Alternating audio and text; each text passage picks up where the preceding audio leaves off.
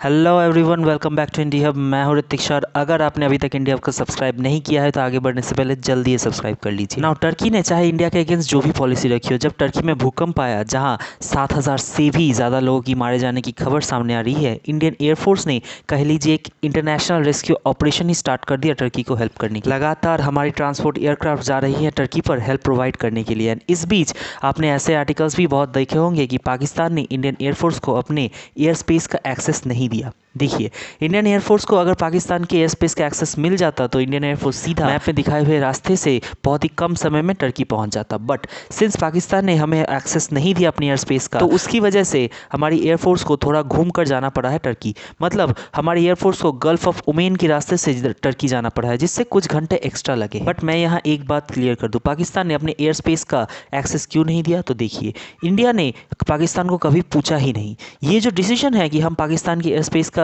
Use नहीं करेंगे, वो इंडिया का खुद का डिसीजन है। एंड ये सारा इशू मैं वीडियो के आखिर में ज़रूर क्लियर करूंगा। बट पहले जानते हैं कि why India is helping Turkey. इसीलिए पहले हम देखते हैं जो टर्किश एम्बेसडर है इंडिया के, उन्होंने कुछ बातें कही हैं इंडिया पर, कुछ ट्वीट किया है। तो वो ट्वीट किया है तो स्क्रीन पर आपको दिख रहा होगा, एक ट्वीट है फिरात सुनेल का, जो टर्किश एम्बेसडर टू इंडिया है। नाउ इस ट्वीट में इन्होंने कहा है दोस्त इस वर्ड के बारे में। टर्किश और हिंदी इन दोनों लैंग्वेज में दोस्त वर्ड का इस्तेमाल होता है। एंड इसमें टर्किश में एक कोड भी है जो ट्रांसलेट होता है ए friend in need is a friend Indeed. ये डायरेक्ट किया गया है इंडिया और हमारे करंट गवर्नमेंट इंस्टीट्यूशंस को। ना एक बात तो मैं क्लियर कर दूं यहाँ पर, पहले पाकिस्तान की तरफ से टर्की को कोई भी हेल्प नहीं किया गया है। जिस तरह से हम मिलियंस ऑफ डॉलर्स खर्चा करके आज के समय टर्की की हेल्प कर रहे हैं, पाकिस्तान ने ऐसा कुछ भी नहीं किया है। And even in the future भी आप देखोगे इंडिया टर्की की लगातार हेल्प करता रहेगा, क्योंकि टर्की में जो डिजास्टर है वो काफ़ी बड़ा है। बहुत टाइम लगने वाला है इस डिजास्टर को उभरने में। एंड इस डिजास्टर रिलीज में इंडिया का रोल बहुत बड़ा होने वाला है। एंड अगर हम टर्की की बात करें तो टर्की इस हेल्प को बहुत लंबे समय तक याद रखने वाला है, क्योंकि इवन दो टर्की एक काफ़ी एंटी इंडिया नैरेटिव रखता है, इवन पाकिस्तान को भी टर्की ने काफ़ी बार यूएन में सपोर्ट किया है कश्मीर के इशू को लेकर। बट जब उनको एक्चुअल ज़रूरत पड़ी, जब उनके यहाँ इतना बड़ा अर्थक्वेक आया, तो पाकिस्तान ने नहीं, सबसे पहले इंडिया ने आके उनको हेल्प किया। ना आप में से कुछ लोग ज़रूर सोच रहे होंगे कि इंडिया अभी भी गलती कर रहा है, टर्की को हेल्प नहीं प्रोवाइड करना चाहिए ऐसे समय, क्योंकि वो अभी भी एंटी इंडिया ही रहेगा। तो देखिए, इट इज़ पॉसिबल कि 2 साल बाद जब सब कुछ टर्की में ठीक हो जाए तो टर्की फिर से एंटी इंडिया एक्टिविटीज़ करना स्टार्ट कर दे।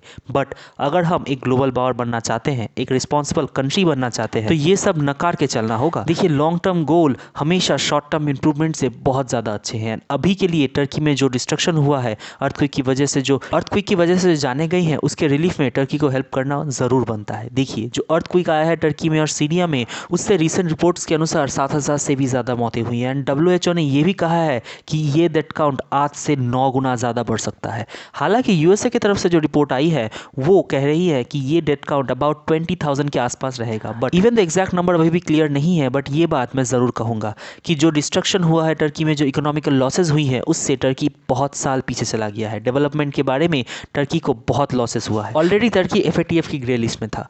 उसके बाद इनकी करेंसी भी बहुत ज़्यादा फॉल कर चुकी थी, इन्फ्लेशन रिकॉर्ड हाई पर था यहाँ पर। एंड अगर हम इकोनॉमिकल लॉसेस की बात करें इस अर्थक्वेक की वजह से, तो अभी स्टडीज़ ये कह रही है कि टर्की को आराम से 20 से 100 बिलियन डॉलर का लॉसेस हुआ है। बट ये लॉसेस अभी भी रफ एस्टिमेट्स हैं। इनका जो इंफ्रास्ट्रक्चर का लॉस हुआ है, जो इंफ्रास्ट्रक्चर रिकवर की जा सकती है या कुछ की नहीं की जा सकती, वो अभी भी दिखना बाकी है। याद रखिएगा, टर्की की इकोनॉमी ओनली 900 बिलियन डॉलर के आसपास है, इनकी 1 ट्रिलियन डॉलर की भी इकोनॉमी नहीं, जिससे 20 से 100 बिलियन डॉलर का लॉस बहुत बड़ा लॉस होगा टर्की के लिए। और हाँ, ये भी मैं मेंशन कर दूं कि ये जो नंबर है 20 से 100 बिलियन डॉलर, ये बेस्ट एस्टिमेट्स है, क्योंकि कई इकोनॉमिस्ट यहाँ कह रहे हैं कि टर्की की जो इकोनॉमिकल लॉसेज हैं वो बहुत गुना ज़्यादा होने वाली हैं इस नंबर से इन द लॉन्ग टर्म, क्योंकि टर्की की जो करेंसी है ना, लीरा, वो वापस से फॉल करना स्टार्ट कर चुकी है रिसेंटली। आप कह लीजिए लीरा की जो डाउनफॉल है उसका एक नया दौर है। एंड लोगों को ये बात समझ आ चुकी है कि टर्की को और भी ज़्यादा अपनी करेंसी छापनी होगी, लीरा की वैल्यू और भी ज़्यादा नीचे जाने वाली है। एंड ये बिल्कुल पॉसिबल है कि in the future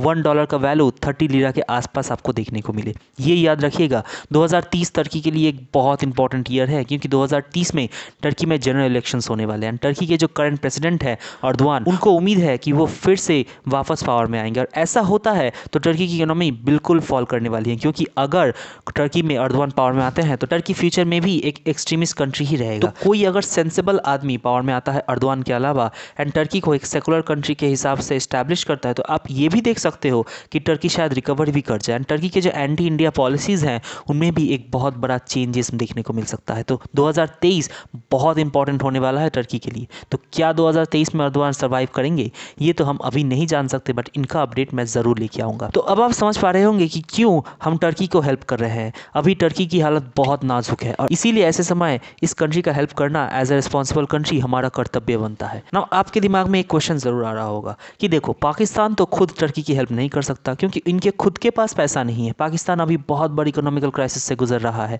but Pakistan air space क्यों नहीं देता इंडियन एयरफोर्स को ताकि हम टर्की की हेल्प कर सके?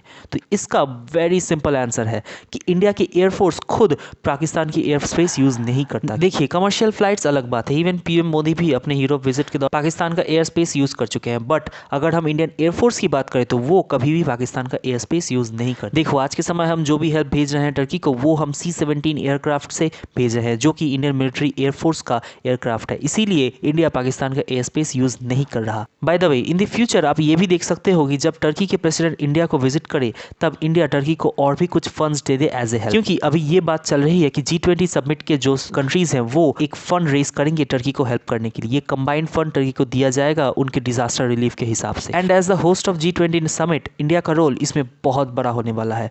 बट क्वेश्चन यहाँ पर यही है, क्या टर्की ये हेल्प याद रखेगा? क्या टर्की अपनी एंटी इंडिया एक्टिविटीज को बंद करेगा? एंड ये न्यूज़ यही खत्म नहीं होती, तो इसके अपडेटेड वीडियोस मैं ज़रूर लाता रहूँगा। तो make sure to subscribe and stay tuned with us. तो ये थी आज की स्टोरी, एंड अगर आपको इस वीडियो से कोई भी वैल्यू मिलता है तो चैनल को ज़रूर सब्सक्राइब करिए एंड अपने फ्रेंड्स के साथ ज़रूर शेयर करिए ताकि वो भी जान पाए डेली ऐसी amazing stories and world wide news content.